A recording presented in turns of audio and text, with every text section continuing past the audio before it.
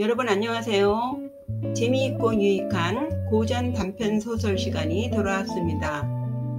오늘 들려드릴 이야기의 제목은 서치, 책벌레예요.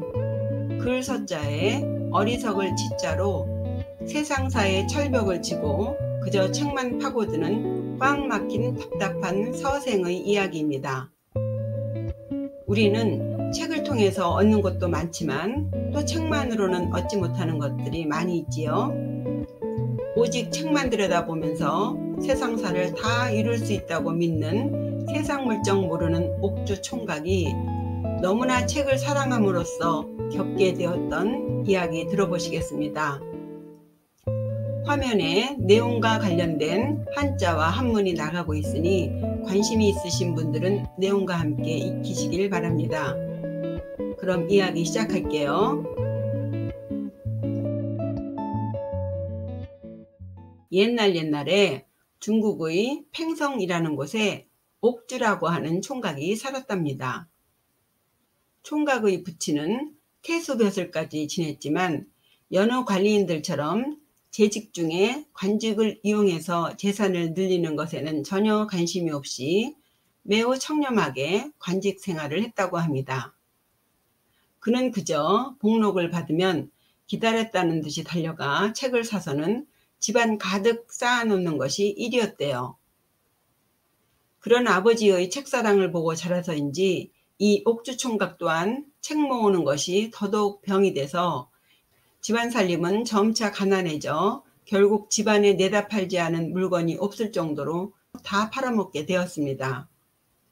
그러니 남은 것이라곤 유일하게 아버지가 물려준 장서들 뿐인데 아무리 어려워도 그 책들은 한 권도 차마 팔지 못했답니다. 부친은 살아생전에 권학편을 직접 써서 아들의 공부방벽에 좌우명으로 붙여준 일이 있었는데요. 옥주총각은 날마다 그 시를 암송하면서 혹시라도 닳거나 좀 있을까 노심초사해서 흰 비단으로 표고까지 할 정도로 뭐 하나 아끼지 않는 것이 없었답니다. 옥주총각이 이토록 책을 소중히 여기는 까닭은 무엇이었을까요? 세상 사람들이 대개 그렇듯이 그가 책에 파묻혀 사는 것은 단지 벼슬을 구하기 위해서는 아니었나 봐요. 그는 아버님이 말씀해 주신 대로 정말로 책 속에 황금과 곡식이 다 있다고 믿고 있었던 것 같아요. 주야로 글 읽기에만 몰두하면서 해가 뜨든 달이 지든 춥든 덥든 전혀 아랑곳하지 않고 나이가 20이 넘도록 나서서 색시를 구하려고도 않고 그저 일구월신 책 속에서 아름다운 여인이 뿅 하고 저절로 나타나는 것만을 기다렸습니다. 그러니 때가 돼서 손님이나 친척들이 찾아와도 그들에게 잘 보여 중매라도 서게 할 생각은 하지 않고 서너 마디 안부 인사를 하는 둥 마는 둥 하고는 바로 돌아앉아 큰 소리로 책만 읽어대니 참으로 답답한 노릇이었겠죠.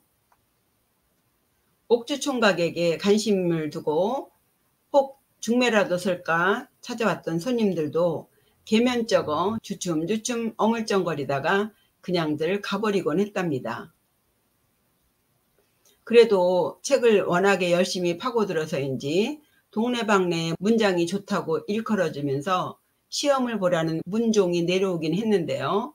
과연 소문대로 그는 시험만 치면 늘상 1등으로 뽑히긴 했답니다. 그런데 어찌된 일인지 과거 시험만 보면 번번이 낙방해서 거인이 되지 못하니 참으로 하루하루 매우 힘겨운 세월을 보내고 있었지요.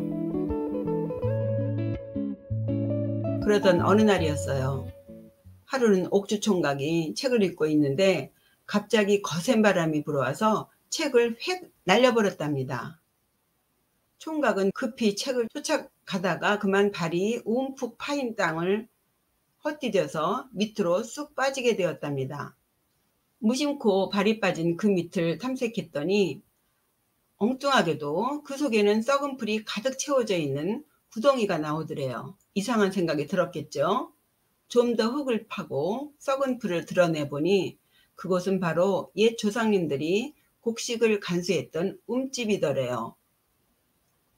아깝게도 그 세월에 그 귀한 곡식들이 다 썩어서 이미 거름이 되었으니 먹을 수는 없게 되었지만, 책을 쫓아가다 그 구덩이를 발견하였으니 그는 책 속에 천가만이의 곡식이 있다는 말이 허황된 말이 아님을 꿀떡같이 믿게 되었습니다.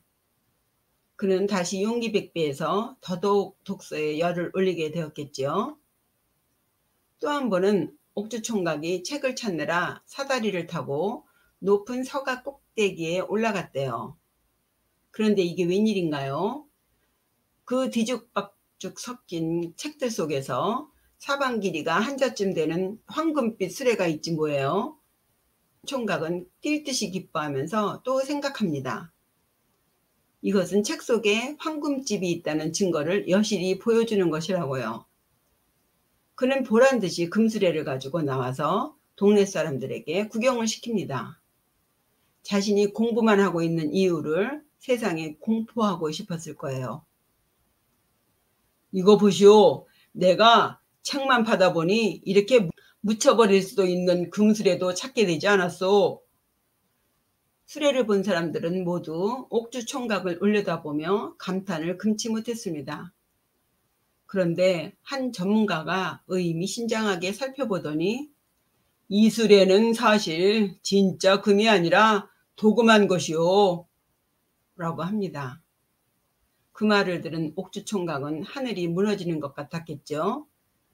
금수레가 아까워서가 아니라 책 속에 모든 것이 다 있다고 믿었던 그 믿음이 산산이 부서지는 순간이었습니다. 그는 너무도 실망스럽고 너무도 부끄러워 고개를 들지 못했어요. 그때부터 그는 옛사람들이 자기를 속였다고 그들을 원망하기 시작했답니다. 또 그러던 어느 날이었어요. 그 사건이 있은 지 얼마 후에 부친과 같은 해에 과거 급제했던 어른이 옥주 총각이 사는 팽성의 관찰사로 부임을 해왔답니다. 소문에 의하면 그 어른은 불교를 매우 독실하게 믿는 사람이었다고 해요.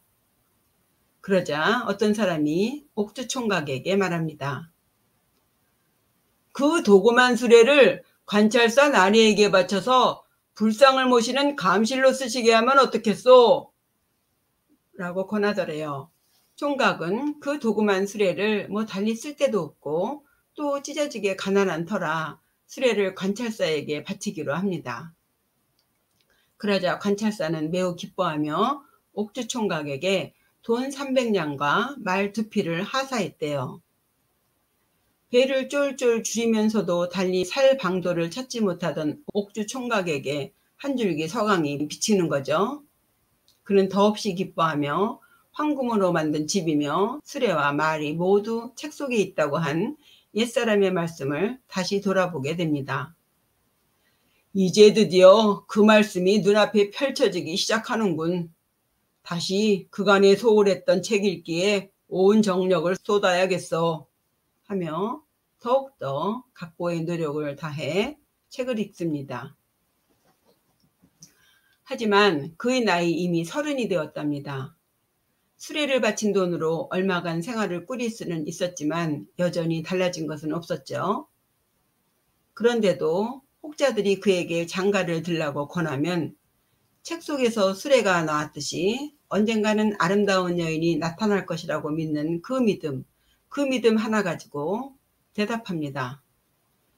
책 속에 본래 옷같이 아름다운 여인이 있는데 내 어찌 아내가 없음을 근심하겠소? 라고 한결같이 똑같은 말만 되풀이하였습니다.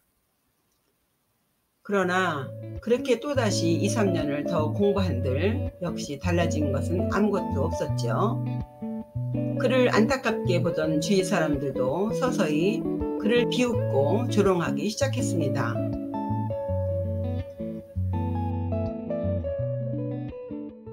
한편 그 당시에는 민간에 거짓으로 떠도는 말이 있었대요. 천상의 직녀가 사내와 눈이 맞아 천계에서 몰래 인간계로 도망쳐왔다는 이야기예요. 하루는 어떤 사람이 그 이야기를 옥주 총각에게 비유하여 희롱하길 아무래도 천손이 몰래 도망친 것은 바로 당신 때문인 것 같네 그려 하네요. 옥주총각은 그가 자기를 놀리느라고 한 말임을 알기 때문에 굳이 달려들어 따지지는 않았습니다만 내심 그 말이 사실이길 바라지는 않았을까요? 어느 날 밤이었어요. 옥주총각은 반고가 썼다는 한서의 8번째 책을 읽고 있었습니다. 효선 황제왈 어쩌고 저쩌고 그렇게 책을 반쯤 읽어가고 있는데 그 다음 쪽을 넘기는 순간 그 책갈피 속에 비단에 그려서 오려낸 미인의 초상이 끼어 있더랍니다. 그는 깜짝 놀라며 책 속에 옷같이 예쁜 얼굴이 있다더니 이것이 지금까지 내가 그렇게 기다리던 것의 응답이란 말인가? 그는 너무도 실망스러웠어요. 이를 어찌할꼬? 난 이렇게 아름다운 여인을 그저 바라만 보고 있어야만 하는가? 라고 중얼거리며 절망스러운 마음에 넋을 잃고 앉아 있었습니다. 그렇게 한참 앉아 있다가 미인을 자세히 들여다보니 이목구비가 마치 살아있는 사람 같더래요. 더 자세히 들여다보니 그녀의 등에는 깨알처럼 가느다란 글씨로 직녀라고 쓰여 있더랍니다. 옥주총각은 일전에 동네 사람이 직녀가 자신 때문에 천계에서 인간계로 도망쳤다고 놀려먹은 농담이 생각났습니다. 마음 한구석 그 농담이 사실이길 바라면서 그는 날마다 그 미인의 초상화를 책머리에 두고 보고 또 보며 심식을 잊을 정도가 되었습니다. 하루는 그날도 그렇게 넋을 잃고 그림을 뚫어져라 바라보고 있는데 갑자기 그림 속의 직녀가 허리를 쭉 펴고 일어서더니 책 위에 앉아 빙그레 미소를 짓더랍니다. 아이고 깜짝이야. 옥주총각은 기절할 듯 놀랐겠죠. 쿵당거리는 가슴을 진정시키며 얼른 가부좌를 풀어 무릎을 꿇고 머리를 책상 아래에 박으며 직녀에게 절을 합니다. 그런데 이게 또 웬일이래요? 그가 절을 하고 몸을 일으켰을 때는 이미 그 직녀가 한 자도 넘는 키로 쑥 자라나 있더랍니다. 옥주총각은 더욱 놀라서 다시 또 엎드려 그녀에게 절을 올리고는 고개를 들어 살짝 올려다보니 이 직녀가 책상 아래로 내려와 꼿꼿하게 섰는데 초상화로 보던 것 이상으로 세상에 볼 수 없는 절세 가인이더랍니다. 옥주총각은 놀란 가슴에 말까지 더듬으며 묻습니다. 당신은 무슨 신이십니까? 옥주총각이 차마 똑바로 보지 못하고 머리를 조아린 채 물으니 미인이 씩 웃으면서 대답하길 저희 성은 안씨이고 이름은 여옥이어요. 당신이 나를 아신 지는 오래되었지요. 날마다 따뜻한 눈길을 보내주시는데 한 번이라도 찾아보지 않으면 천년 뒤에는 옛사람의 말을 독실하게 믿는 이가 다시 없을까 두려워서 이렇게 찾아왔습니다. 옥주총각은 환희심을 내며 기뻐했습니다. 드디어 나의 소원이 이루어졌구나. 내 이럴 줄 알았지. 내 이럴 줄 알았다고. 그날 밤 마침내 옥주총각은 그녀와 한 잠자리에 들게 되었습니다. 그동안 혼자 외롭게 살아왔던 옥주총각으로서는 여옥낭자와 둘이 같이 자는 일이 더없이 행복했겠죠. 그런데 옥주총각은 평생 책만 파서인지 남녀의 교합에 대해서는 전혀 아는 바가 없었답니다. 그저 평상시와 다름없이 책만 읽을 뿐 굳이 달라진 것이 있다면 그의 곁에 여옥을 앉혀놓는 것이었어요. 그러는 그를 바라보며 여옥낭자는 답답했겠죠. 제발 책 좀 그만 읽으라고 통사정을 하였지만 옥주총각은 전혀 들은 채도 않고 오직 그 잘난 책만 읽어댈 뿐이었습니다. 그러자 여옥이 한마디 합니다. 당신은 아직도 당신의 운수가 트이지 않는 까닭을 모르시나요? 당신이 아는 것이라곤 그저 책을 읽는 것뿐이잖아요. 자, 한번 생각해 보세요. 매년 봄, 가을로 합격자 방문이 나붙을 때마다 당신처럼 책만 읽는 사람이 어디 몇 사람이나 있던가요? 당신은 이미 책에서 얻을 것은 다 얻었답니다. 남은 것이 있다면 세상에 나아가 세상의 견물을 넓히는 것이라고요. 정말 이렇게 끝까지 제 말을 따르지 않는다면 저는 당신을 떠나버리고 말 거예요. 전에 없이 단호한 표정으로 여옥이 불호령을 내리자 옥주총각은 흠칫 놀라서 여옥이 시키는 대로 책을 덮었습니다.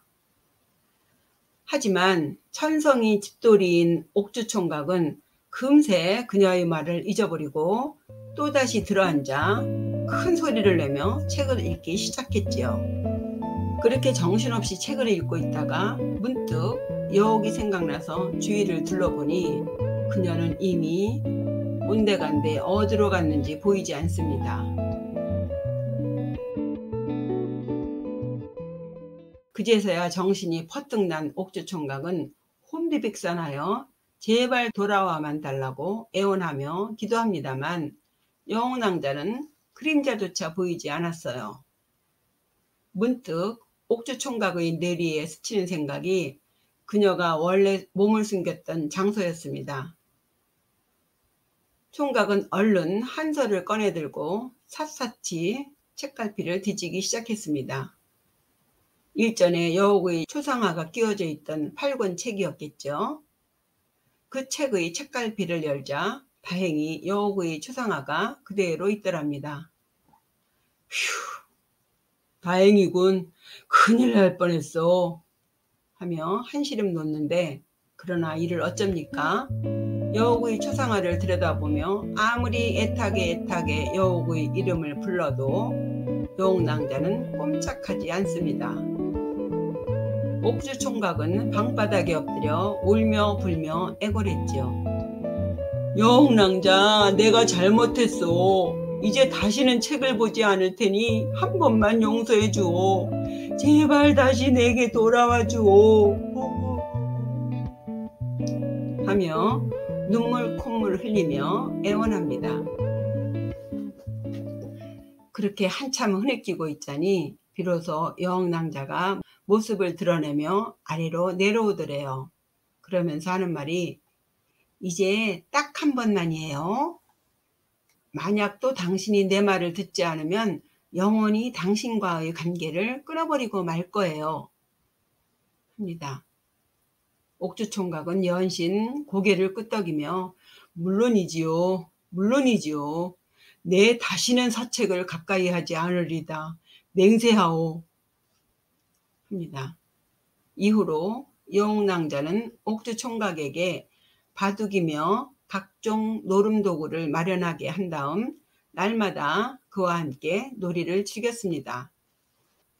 하지만 옥주총각은 그저 건성으로 놀 뿐 전혀 노름에 재미를 붙이지 못하고 여옥이 자리에 없기만 하면 이때다 하고 곧바로 책을 꺼내들고는 어느새 책 속으로 퐁당 빠져버리거나 했답니다. 그러면서도 한편으로는 행여 여옥에게 발각될까 두려웠겠죠.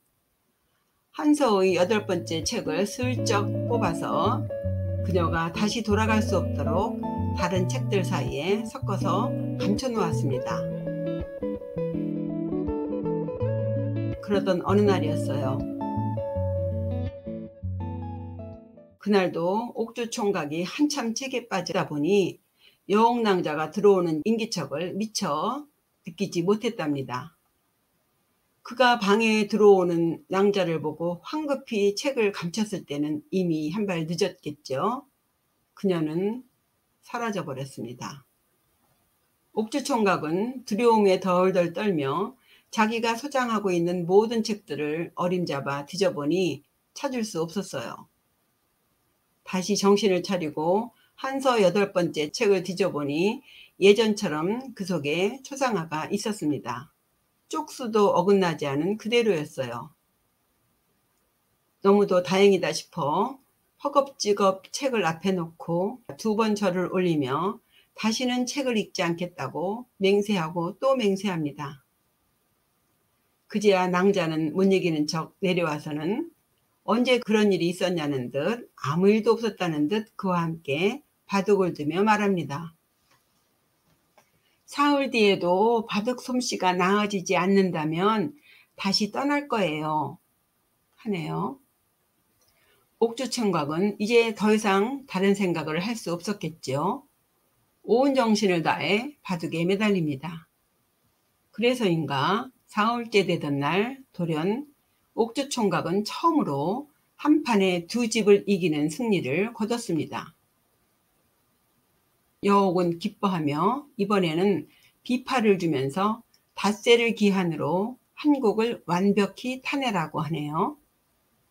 이번에도 옥주총각은 손 놀리랴 눈알 굴리랴 다른 일은 돌아볼 겨를도 없이 비파 타는데 매달립니다. 반복해서 하고 또 하고 또 하고 시간이 흐르면서 손가락을 따라 박자를 맞추다 보니 그는 어느새 자기도 모르게 북장단에 맞춰 덩실덩실 춤까지 추는 지경에 이르게 되었습니다. 정말이지 아름다운 여인이 이렇게 날마다 술을 마시며 놀아주니 이 안이 즐겁겠습니까? 옥주총각은 너무도 행복하여 마침내 책 읽는 일은 까마득히 잊어버리고 말았어요. 그쯤 되자 하루는 여옥낭자가 또 말합니다.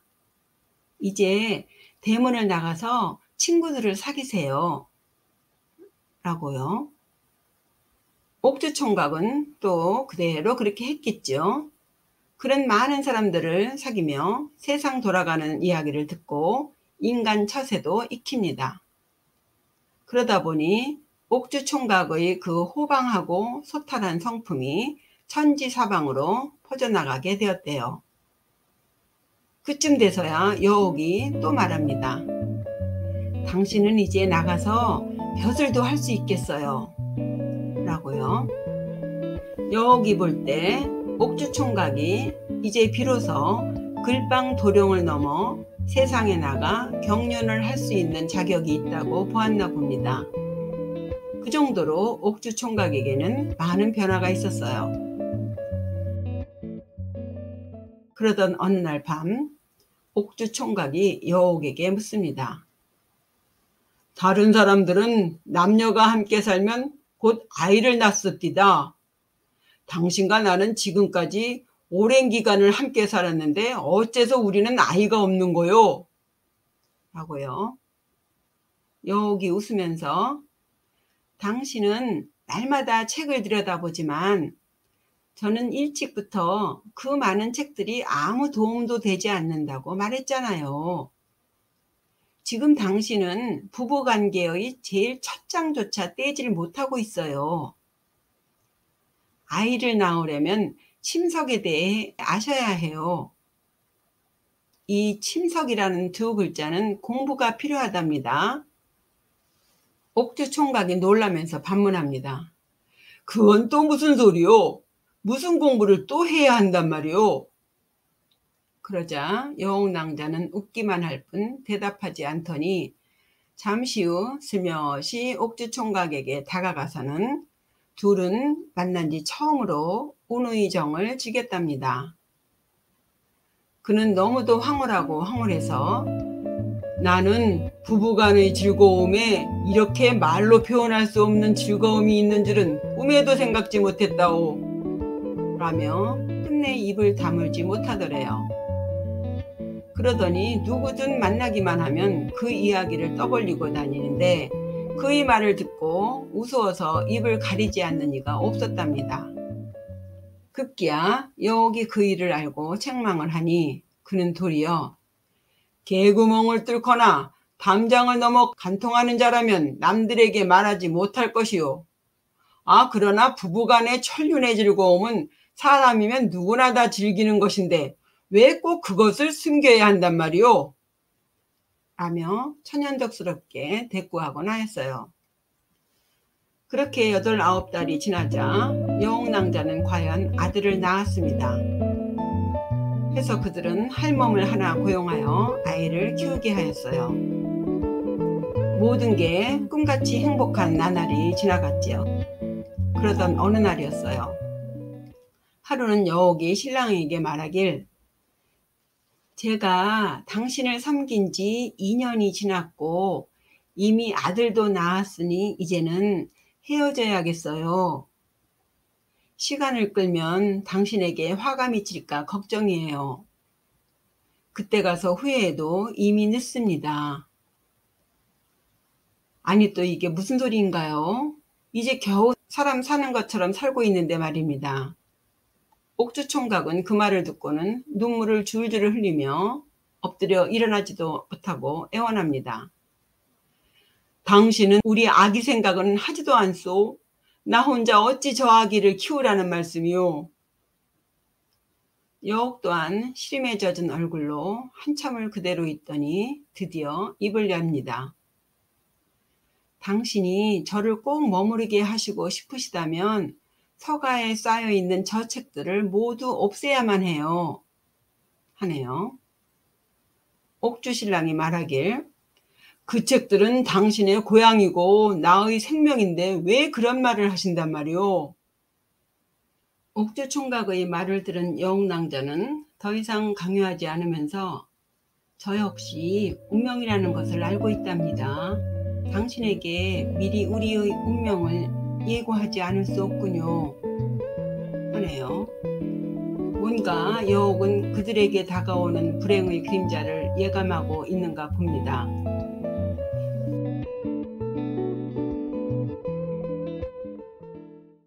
이에 앞서 옥주총각의 친척들 중에 혹 여옥을 몰래 본 사람이라면 누구 하나 놀라지 않는 이가 없었는데요. 그가 어느 집안의 여식과 혼인했다는 말을 듣지 못하니 모두들 그를 힐문하듯 따지곤 했습니다. 그럴 때마다 옥주총각은 거짓말은 할 수가 없어서 그저 침묵할 뿐이었고 그의 침묵이 깊어질수록 의심도 커져가서 소문은 마치 영마가 말을 타고 전하듯 퍼지더니 마침내 읍제인 사공의 귀에까지 들어가게 되었습니다. 현령은 민땅 사람이었는데 소년의 진사가 된 매우 혈기왕성한 사람이었어요. 그는 떠도는 소문을 듣고는 감동하여 은근히 여옥의 아름다운 모습을 한 번만이라도 보고 싶어 하였습니다. 이리하여 옥주총각과 여옥을 잡아들이게 하는데 여옥은 그 소식을 듣자마자 바로 종족을 감추고 말았습니다. 현령은 노발대발해서 옥주총각을 감옥에 가두고 수재라는 공명을 박탈한 다음 온갖 고문을 가하며 여옥이 도망간 것을 대라고 닥달했습니다. 옥주총각은 거의 죽을 지경에 이르렀지만 한마디도 대꾸하지 않았죠. 약이 오를 대로 오른 현령은 옥주총각 집의 노비들을 모두 잡아들여서 고문을 가하니 노비들은 어쩔 수 없이 들은 대로 본 대로 줄줄이 다 불어대었습니다. 그렇게 그간의 자초지정을 비슷하게나마 대략 알게 된 현령은 여옥을 요물이라고 단정하고 수레를 타고는 직접 옥주총각의 집으로 찾아갑니다. 그러나 그 집에서 보이는 것이라고는 오직 집안 가득히 쌓여있는 책들 뿐이겠지요. 그러니 그 많은 책들을 일일이 다 뒤져볼 수도 없고 결국 현령은 그 많은 책들을 모두 다 태워버리라고 명령합니다. 온 마당에 연기가 뭉쳐 흩어지지 않았고 어둑어둑한 것이 마치 흙비라도 내린 듯 음산했습니다.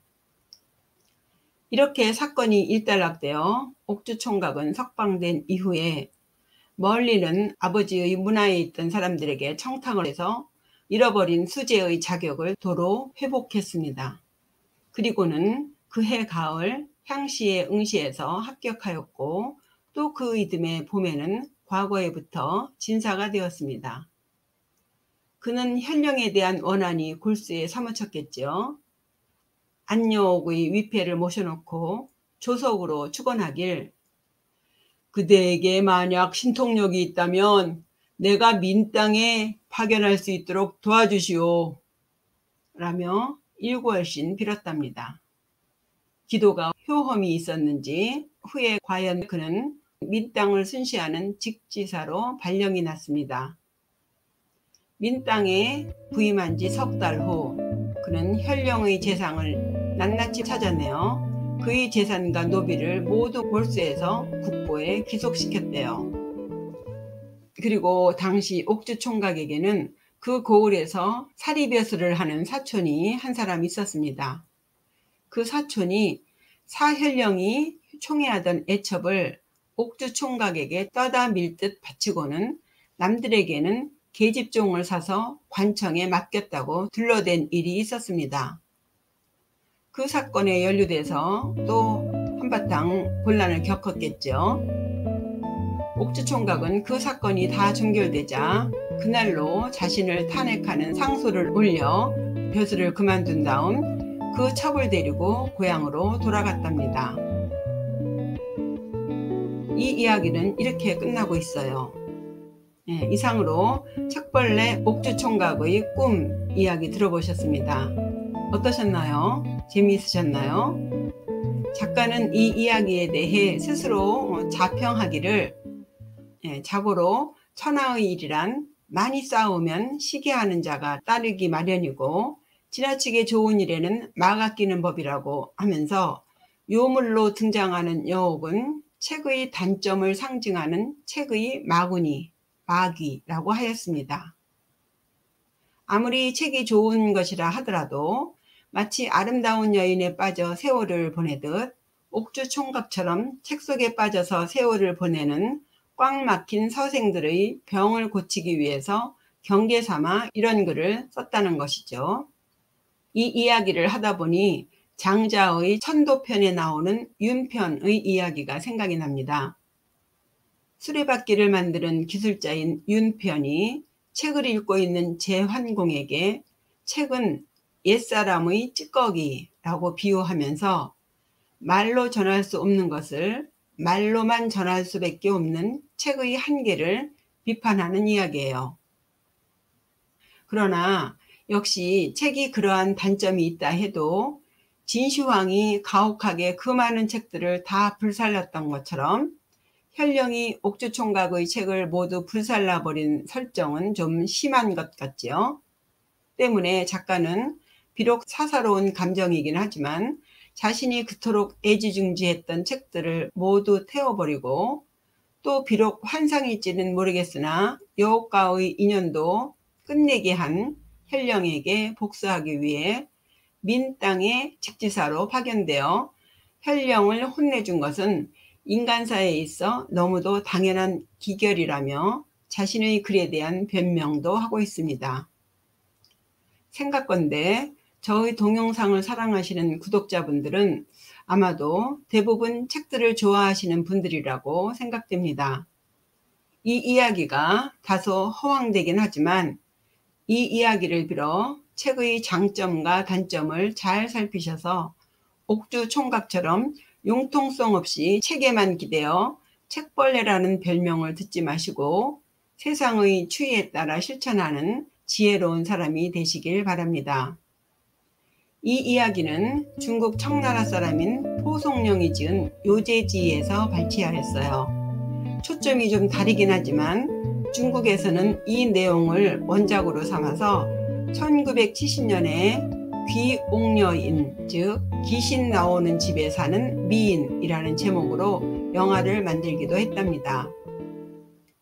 그럼 이상으로 서치, 책벌레, 옥주 총각의 꿈 마치겠습니다. 구독과 좋아요, 댓글 잊지 마시고요. 또 재미있는 이야기로 찾아오겠습니다. 시청해 주셔서 감사합니다. 안녕히 계세요.